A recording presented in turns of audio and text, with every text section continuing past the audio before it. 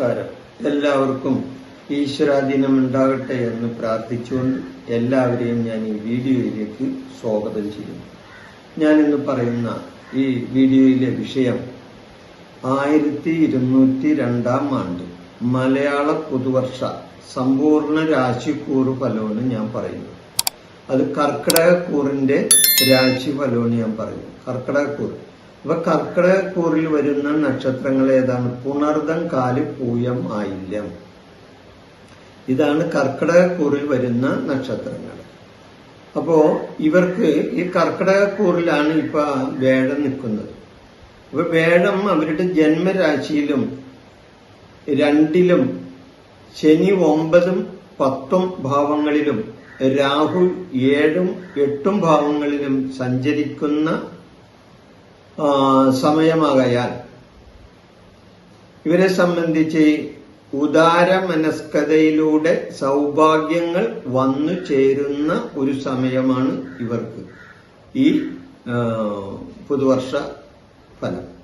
കാരണം ഇവർക്ക് ഈ കൊല്ലം ഉണ്ടാവുന്ന ഒരു സാമാന്യമായ ചുരുക്ക ഫലം ഞാൻ ചുരുക്കി പറയാം. അത് കഴിഞ്ഞിട്ട് ഓരോ മാസത്തിലും ഉണ്ടാവുന്ന ഒരു കൊല്ലത്തിലെ ഫലങ്ങൾ ചുരുക്കി പറയാം. അതോടൊപ്പം തന്നെ ഓരോ മാസത്തിലും ഇവർക്കുണ്ടാവുന്ന ഫലങ്ങളും വ്യത്യസ്തമായി, അതായത് ഇതിന് താഴെ ഞാൻ പറയുന്നതാണ്. കാരണം ഈ വീഡിയോയിൽ തന്നെ പറയുന്നതാണ്. അപ്പൊ എന്താണ് ഇവരെ സംബന്ധിച്ച് നല്ല ഉദാര മനസ്കതയുള്ള ഒരു സമയമാണ് ഇവരെ സംബന്ധിച്ച് ഈ പുതുവർഷം. അതുവഴി ഇവർക്ക് സൗഭാഗ്യങ്ങൾ വന്നു ചേരുന്ന സമയമാണ്. സാമൂഹികമായ വിജയം ഇവർക്ക് ഈ വർഷം ഉണ്ടാവും. സാമൂഹ്യ രംഗത്ത് പ്രവർത്തിക്കുന്നവർക്കും അതേപോലെ തന്നെ മറ്റ് കാര്യങ്ങളിലും സാമൂഹ്യപരമായ കാര്യങ്ങളിൽ, അതായത് സാമൂഹ്യ സാംസ്കാരിക കാര്യങ്ങളിലൊക്കെ പ്രവർത്തിക്കുന്നവർക്കും അതുപോലെ തന്നെ രാഷ്ട്രീയ പ്രവർത്തകർക്കും ഒക്കെ നല്ല വിജയമുണ്ടാകുന്ന ഒരു സമയമാണ്. ശാസ്ത്രീയ വിഷയങ്ങളിൽ താല്പര്യം വർദ്ധിക്കുകയും ചെയ്യുന്നൊരു സമയം. വിമർശനം ഉണ്ടാകുന്ന സമയം കൂടിയാണ്. അന്നേരം ഇവർക്ക് വിമർശനം ഏറ്റുവാങ്ങേണ്ടിയും വരും ഈ സമയം ഇവർക്ക്.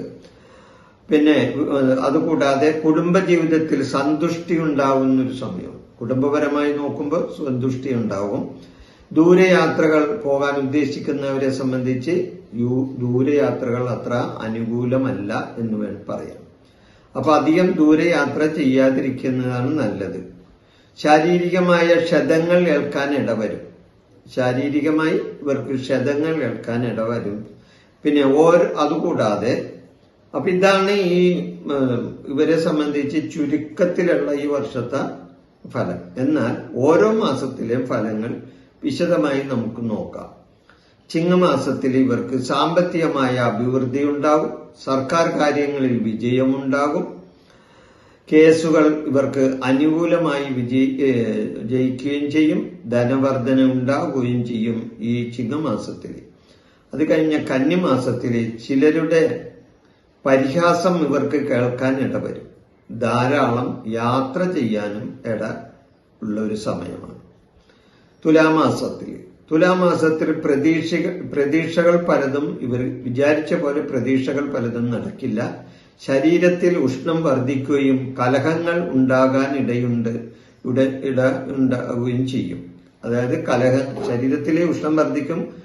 അതുകൂടാതെ കലഹങ്ങൾ ഇവർക്ക് നേരിടേണ്ടതായിട്ട് വരും. വീട് മോടി പിടിപ്പിക്കാനും ബന്ധുജന സഹായം കിട്ടാനും ഈ മാസത്തില് ഇവർക്ക് തുലാമാസത്തില് സാധ്യത കാണുന്നുണ്ട്. ഇവർ പ്രതീക്ഷിച്ചത് പലതും നടന്നില്ല എന്നും വരാം. അപ്പൊ ഗുണദോഷ സമ്മിശ്രമായിട്ട് തുലാമാസം കടന്നു പോകും. പിന്നെ വൃശ്ചികമാസത്തിൽ ജോലിയിൽ ഇവർക്ക് ഉയർച്ച ഉണ്ടാകുന്ന ഒരു സമയമാണ്. ഷെയർ മാർക്കറ്റുകളിൽ താല്പര്യം വർദ്ധിക്കുകയും ഐശ്വര്യം ഉണ്ടാകുകയും ചെയ്യുന്ന ഒരു മാസം. അകാരണമായ ചിന്തകൾ മനസ്സിനെ അലട്ടും. സന്താന കലഹങ്ങളും ഉണ്ടാകാൻ സാധ്യതയുണ്ട് ഈ വൃശ്ചിക മാസത്തിൽ. അപ്പൊ അതും ഗുണദോഷ സമ്മിശ്രമാണ് വൃശ്ചിക കടന്നു പോകുന്നത്. പിന്നെ ധനുമാസം രോഗശമനം, ശത്രുനാശം, വീട്ടിൽ ചില അസ്വസ്ഥതകൾ, വാക്കുദോഷം ഉണ്ടാവുക, അതേപോലെ തന്നെ ജീവിത പങ്കാളിയുടെ സാന്ത്വനം കിട്ടാനും അവസരം വരും. അപ്പൊ പല വിധത്തിൽ ജീവിത പങ്കാളിയുടെ സാന്ത്വനം കിട്ടും. എന്നാൽ ഇവരെ സംബന്ധിച്ച് ജോലിയിൽ ഉയർച്ചയുണ്ടാകും, ഷെയർ മാർക്കറ്റുകളിൽ താല്പര്യം ഉണ്ടാവും, ഐശ്വര്യം ഉണ്ടാവും. എന്നാൽ അകാരണമായ ചിന്ത ഇവരുടെ മനസ്സിനെ അലട്ടും. സന്താനങ്ങളുമായി കലഹങ്ങളും ഉണ്ടാകാൻ സാധ്യതയുണ്ട്. ഇത് വൃശ്ചികമാസത്തിലാണ്. പിന്നെ ധനുമാസത്തിലെ ഇവരെ സംബന്ധിച്ച് രോഗശമനം കിട്ടുന്ന ഒരു സമയമാണ്. രോഗശമനം കിട്ടും, ശത്രുനാശങ്ങൾ ഉണ്ടാകും. ശത്രുക്കളെ പേടിക്കേണ്ട കാര്യമില്ല ധനുമാസത്തിൽ, അവരുടെ നാശമായിരിക്കുള്ളൂ. വീട്ടിൽ ചില അസ്വസ്ഥതകൾ ഉണ്ടാകാൻ സാധ്യതയുണ്ട്. വാഗ്ദോഷം ഉണ്ടാകും. ജീവിത പങ്കാളിയുടെ സാന്ത്വനം കിട്ടാനും ഇടവരും ഈ ധനുമാസത്തില്. മനസ്സിലായോ? പിന്നെ മകരമാസത്തിൽ വാക്കുകളിൽ മിതത്വം പാലിക്കാൻ ഇവർ ശ്രദ്ധിക്കണം. പ്രണയ കാര്യങ്ങളിൽ സാഫല്യം ഉണ്ടാകുന്ന ഒരു സമയമാണ് ഇവരെ സംബന്ധിച്ച്. ബിസിനസ്സിൽ നേട്ടമുണ്ടാകും. ഷെയർ മാർക്കറ്റുകളിൽ വിജയമുണ്ടാകുകയും ചെയ്യും മകരമാസത്തിൽ. പിന്നെ കുംഭമാസത്തിൽ മേലാധികാരികൾ വഴി നേട്ടമുണ്ടാകാൻ സാധ്യതയുണ്ട്. സഹപ്രവർത്തകരിൽ പങ്കാളികൾ എന്നിവരുമായി നേട്ടങ്ങൾ കിട്ടും. സഹപ്രവർത്തകരുമായും അതോടൊപ്പം തന്നെ പങ്കാളികളുമായിട്ടൊക്കെ നേട്ടങ്ങൾ കിട്ടുന്ന ഒരു സമയമാണ്. അശ്രദ്ധ പല വിധത്തിലും ഇവർക്ക് നഷ്ടമുണ്ടാക്കാനും ഇടവരും, അശ്രദ്ധ വന്നാൽ. ഇനി കുംഭൻ രാശി കഴിഞ്ഞാൽ മീനൻ രാശിയാണ്. മീനൻ രാശിയിൽ മനോവിഷമങ്ങൾ ഉണ്ടാകാൻ സാധ്യതയുണ്ട്. ഭാര്യ സഹായം കുറയുകയും ചെയ്യും. അതായത് ഭാര്യയിൽ നിന്ന് അത്ര നല്ല സഹായം കിട്ടിയെന്നും വരില്ല. ധനാഗമന മാർഗങ്ങൾ എന്നാൽ ഉണ്ടാവുകയും ചെയ്യും മീനമാസത്തില്. മേടമാസത്തില് നല്ല പ്രവൃത്തി ഗുണം കിട്ടുന്ന ഒരു മാസമാണ്. ധനം വർദ്ധിക്കും, ധനപരമായ വർധന ഉണ്ടാകും. ആരോഗ്യ പ്രശ്നങ്ങൾ വരാൻ സാധ്യതയുണ്ട് മേടമാസത്തില്. ബന്ധുക്കളുമായി വിജയിപ്പ് ഉണ്ടാകുകയും അവരുമായി കലഹങ്ങൾ ഉണ്ടാകുകയും അതുവഴി മനോവിഷമം ഉണ്ടാകാനും സാധ്യതയുണ്ട്.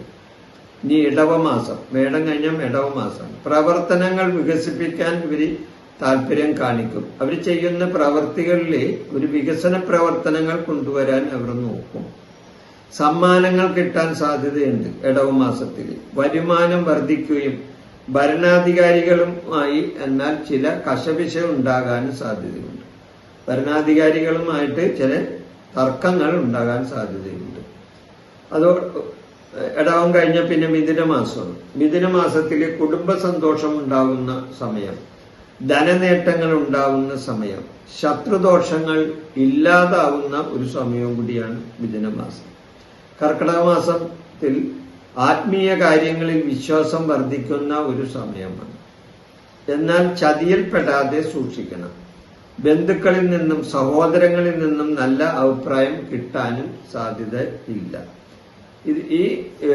ഇങ്ങനത്തെ ഫലമാണ്, ഇങ്ങനെയുള്ള ഒരു ഫലമാണ് കർക്കിടകക്കൂറുകാരെ സംബന്ധിച്ച് ഈ പുതുവർഷത്തിലുള്ളത്. അതായത് ഗുണവും ദോഷവും ഇടകലർന്നു വരുന്ന, അതായത് ഗുണദോഷ സമ്മിശ്രമായ ഒരു ഫലമാണ് ഇവർക്ക് ഈ വർഷം ഉണ്ടാകുന്നത്.